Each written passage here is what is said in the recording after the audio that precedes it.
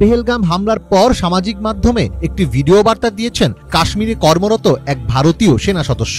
সেখানে তিনি দাবি করেন হামলার ঘটনার পর প্রায় নিষ্ক্রিয় অবস্থায় ছিল সেখানকার সেনাবাহিনী। পুরো ঘটনাটি তার কাছে সাজানো এবং পূর্ব পরিকল্পিত লেগেছে বলেও দাবি করেন তিনি। গতকাল কাশ্মীরের পহেলগাঁও একেবারে যে জঙ্গি হামলা হয়েছে, সেই জঙ্গি হামলাকে কেন্দ্র করে গদি মিডিয়া এবং বিজেপির আইটি সেল উঠে পড়ে লেগেছে সাম্প্রদায়িক দাঙ্গা লাগানোর জন্য। হ্যাঁ, ইতিমধ্যেই মানুষের মধ্যে মুসলিম বিদ্বেষী বিষ ছড়ানো হয়ে গেছে, ইসলামোফোবিয়া ছড়ানো হয়ে গেছে। গদি মিডিয়া এবং বিজেপির আইটি সেল রীতিমতো একেবারে সাম্প্রদায়িক বিষ জ্বালছে কাশ্মীরের জঙ্গি হামলা নিয়ে। জঙ্গিরা নাকি মুসলিম, জঙ্গিরা নাকি হিন্দুদের নাম দেখে দেখে প্যান্ট খুলে তাদের চিহ্নিত করে নাকি হিন্দুদের মারছে। এই সমস্ত আজগবি গাল গল্প এই চিটিংবাজ মিডিয়া আর বিজেপির আইটি সেল রীতিমতো করে বেড়াচ্ছে। আমি প্রথমে এই বিষয়ে আলোচনা করার আগে দুটো ভিডিও আপনাদেরকে দেখাবো, দুটো হিন্দু মহিলা কি বলছেন তাদের ভিডিও দেখাবো, তারপর আলোচনা করব। চলুন প্রথমে ভিডিও দুটি আপনাদেরকে দেখাই। मैसेज भी जाना चाहिए कि जो लोग बोले कि उन्होंने पूछा पहले कि आप हिंदू हो क्या, अगर हिंदू हो तो उन्होंने मारा और मुस्लिम को नहीं मारा। ये इंडिया में मैसेज जा रहा है, ऐसा नहीं है। मैं सुबह से कश्मीर में घूम रही हूँ, मैं एक हिंदू हूँ, लेकिन मुस्लिम भाई हमारे कंधों से कंधे मिला के हमारे साथ खड़े हैं और उनको ना हिंदू से खतरा हो रहा है ना हम लोगों को मुस्लिम से खतरा हो रहा है। ये सब उन लोगों को करना है और हमको भारतीय होने के नाते ये सब उनका जो इच्छा है कि यहाँ पे कश्मीर में लोग नहीं आना चाहिए, वो बताना चाहिए कि हर कश्मीरी वो हिंदू हो या मुस्लिम हो वो पर्यटकों के साथ है। हमारे ड्राइवर यहाँ पे है, हमारे ड्राइवर यहाँ पे जब ये होगा तो हम डर गए क्योंकि घर से फोन आने लगे। यहाँ पे तो हमारा फोन भी नहीं लगता, यहाँ पे अलग सिम कार्ड लेना पड़ता है पोस्टपेड, तो घर वाले पैनिक हो रहे थे। तो भाई ने हमें बोला कि एक बार हम हमारी जान दे देंगे लेकिन आपके जान को कुछ खतरा नहीं होने देंगे। ये भाईचारा, ये इंडिया का, भारत का भाईचारा आबाद रहना चाहिए, भारत अखंड रहना चाहिए, ऐसा हमें लगता है। দেখলেন এই হিন্দু মহিলা যিনি কাশ্মীরে আছেন এই মুহূর্তে, যিনি একজন পর্যটক, তিনি সেখানে দাঁড়িয়ে কি বলছেন তার বক্তব্য আপনারা শুনলেন। আর একটা মহিলার বক্তব্য আপনাকে শোনাবো, শুনুন তিনি কি বলছেন।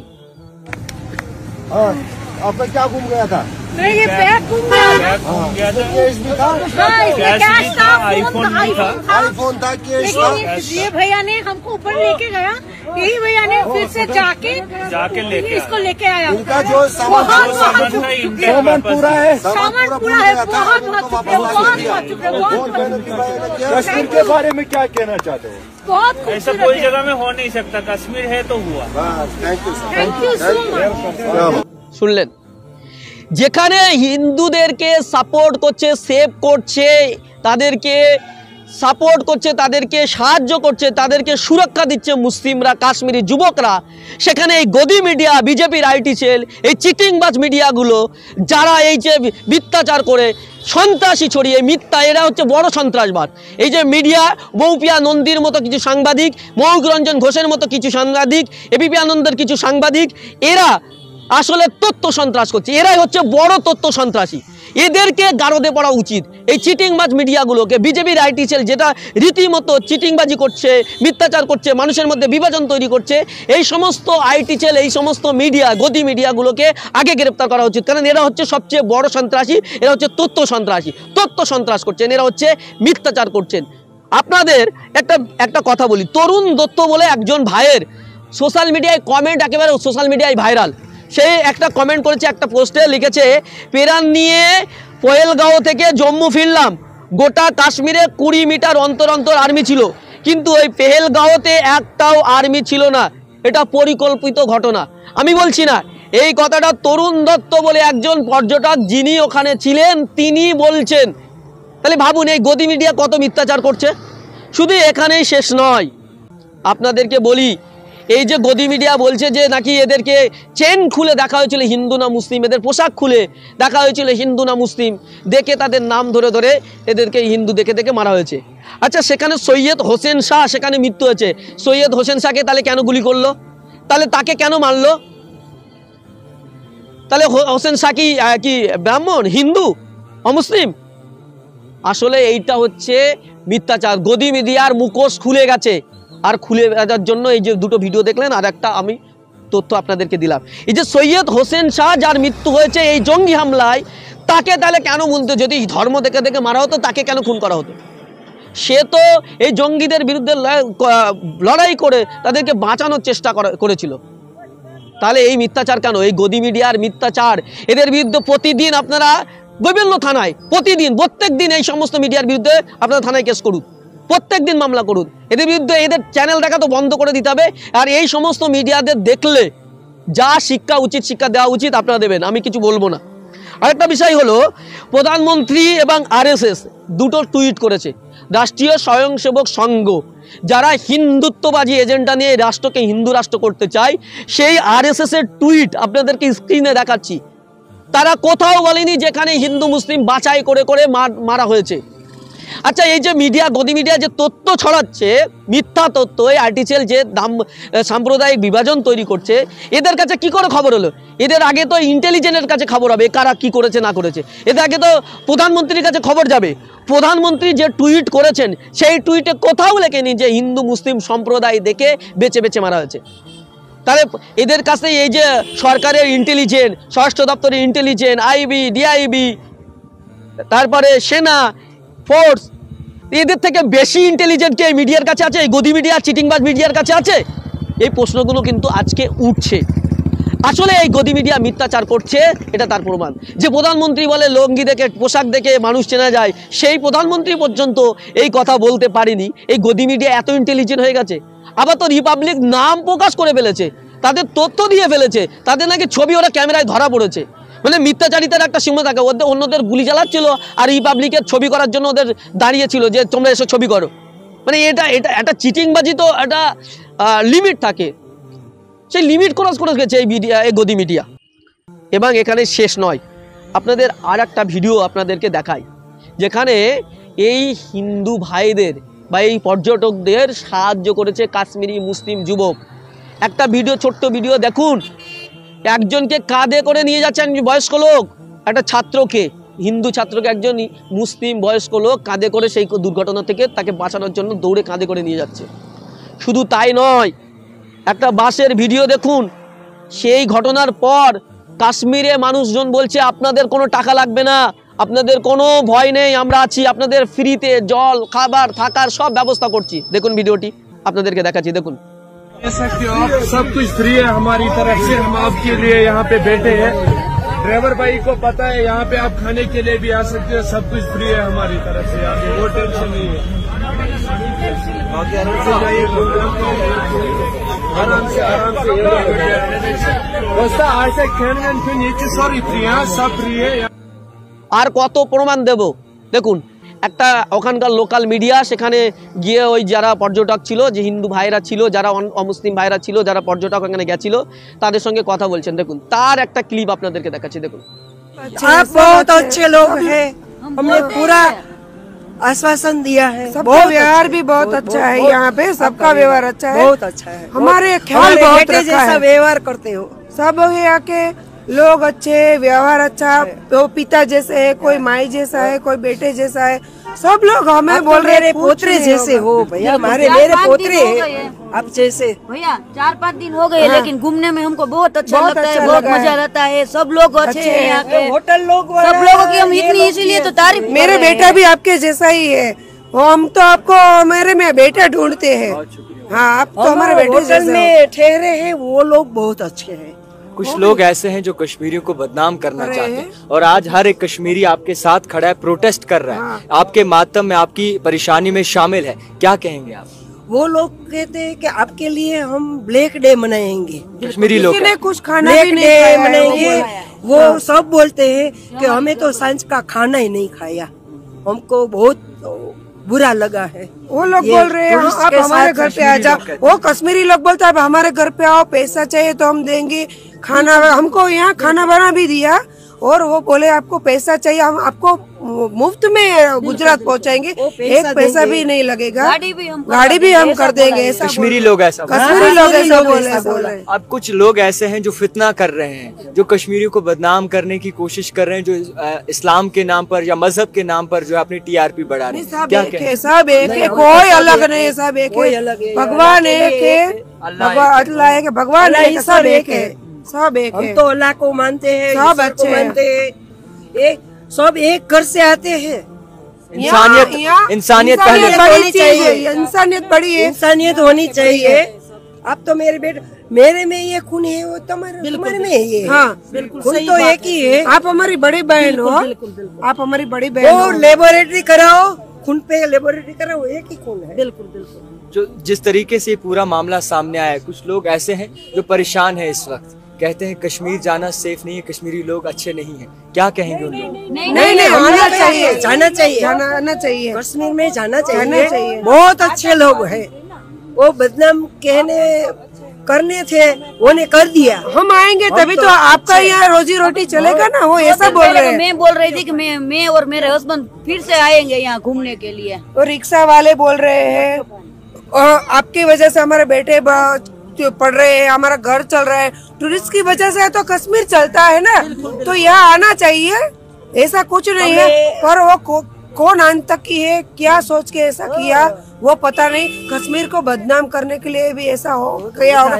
आपकी रोजी रोटी पे उसने थप्पड़ मारा है, आपकी रोजी रोटी। ये है कश्मीरियत, आप देख रहे हैं, ये भी कश्मीरी हैं, हम भी कश्मीरी, और आज कश्मीरियों ने प्रोटेस्ट भी दर्ज किया है और इस मातम में कश्मीरी भी शामिल है। माँ जी, कुछ कहना चाहेंगी आप आखिर में?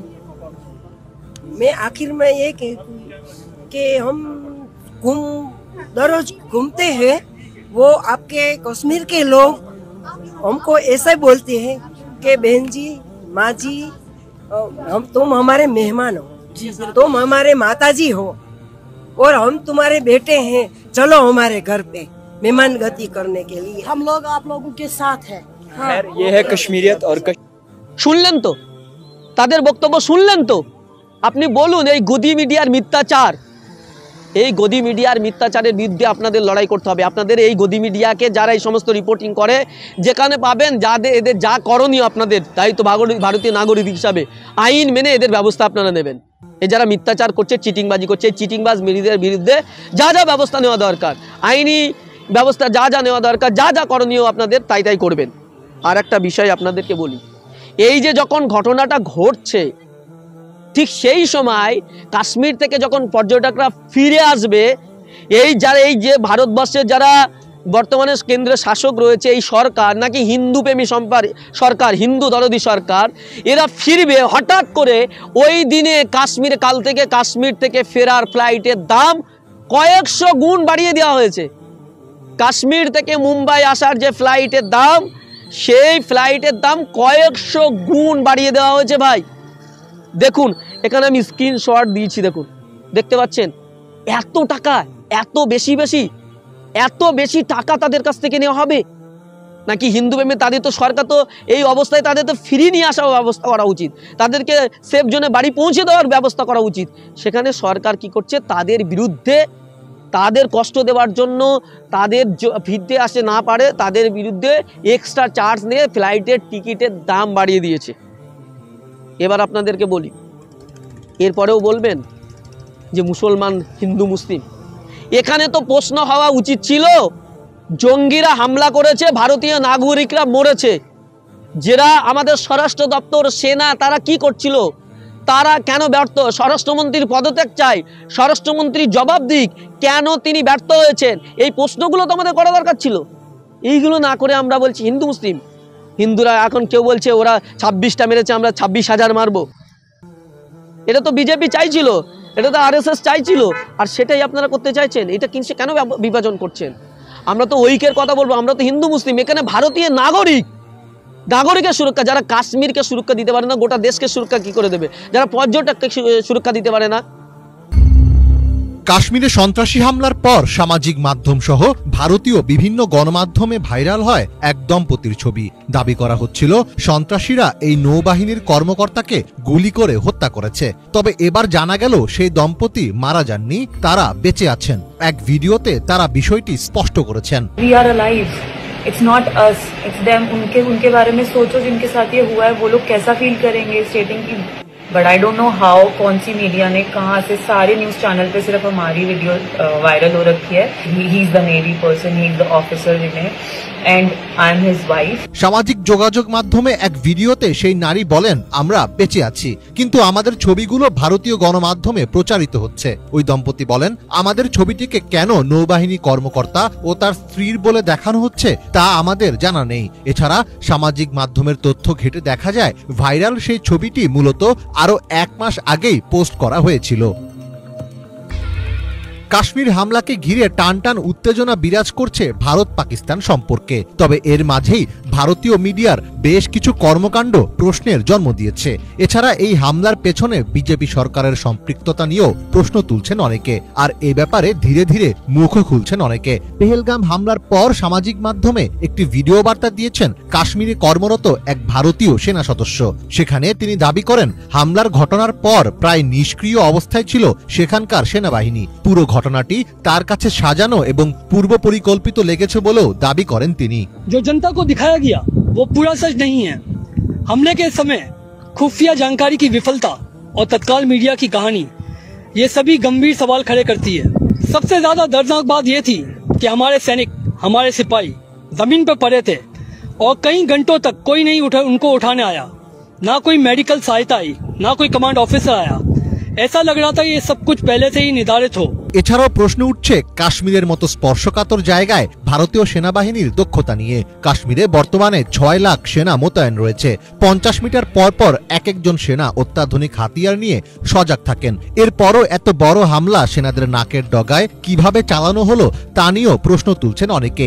পশ্চিমবঙ্গের ডিজিটাল মিডিয়া ফেডারেশনের সভাপতি ও বং নিউজ লাইফের চিফ এডিটর দীপক ব্যাপারী এক ফেসবুক পোস্টে বলেন, হামলার সময়ে সেখানে কোনো সেনা থাকবে না এটা জঙ্গিরা জানলো কিভাবে? জঙ্গিরা সেখানে 1 ঘন্টা ধরে হত্যালীলা চালালো, পুলিশ কিংবা সেনা সেখানে পৌঁছাতে পারল না কেন? তিনি আরো বলেন, গত 19 এপ্রিল প্রধানমন্ত্রীর কাশ্মীর সফর বাতিল করা হলো কেন? তার মানে তিনি জানতেন কাশ্মীরে কিছু ঘটতে যাচ্ছে, তারপরেও কেন্দ্র সরকার ব্যবস্থা নিল না কেন? সেদিন পেহেলগামে সেনা ছিল না কেন? পেহেলগাম একটি পর্যটকপূর্ণ স্থান, সেখান থেকে সেনা বা পুলিশ তুলে নেওয়ার আদেশ কে দিয়েছিল? তাহলে কি এটা পরিকল্পিত হত্যাকাণ্ড? কাশ্মীর হামলাকে মোদীর সরকারের ষড়যন্ত্র বলে আখ্যা দিয়েছেন আসাম রাজ্যের বিরোধী দল অল ইউনাইটেড ডেমোক্রেটিক ফ্রন্টের বিধায়ক আমিনুল ইসলাম। 2019 সালের ফেব্রুয়ারিতে পুলওয়ামায় কেন্দ্রীয় আধা সামরিক বাহিনীর গাড়িবহরে আত্মঘাতী বোমা বিস্ফোরণ ও গত মঙ্গলবার পেহেলগামে হামলা, এই দুটি ঘটনাকেই সরকারের ষড়যন্ত্র বলে দাবি করেন তিনি। যদিও এমন মন্তব্যের পর স্বাভাবিকভাবেই আমিনুল ইসলামকে গ্রেফতার করেছে পুলিশ। ভারতে যে কোনো ইস্যুতে সাম্প্রদায়িকতার ট্যাগ লাগিয়ে মুসলিম বিদ্বেষ ছড়ানো এখন স্বাভাবিক ঘটনায় পরিণত হয়েছে। পেহেলগাম হামলার সময় সন্ত্রাসীদের সঙ্গে বন্দুকযুদ্ধে ঝান্ডু আলী শেখ নামে ভারতীয় সেনাবাহিনীর এক মুসলিম জওয়ান নিহত হয়েছেন। এছাড়া পর্যটকদের বাঁচাতে গিয়ে বুলেটের আঘাতে ঝাঁঝরা হয়েছেন টাট্টু ঘোড়ার চালক সৈয়দ আদিল হোসেন শাহ। যদিও ভারতীয় কিছু সংবাদ মাধ্যম দাবি করছে হামলায় শুধু হিন্দুদের টার্গেট করা হয়েছে, তবে নিজেদের জীবনের বিনিময়ে সেই দাবিকে ভুল প্রমাণ করেছেন আদিল ঝন্টুরা।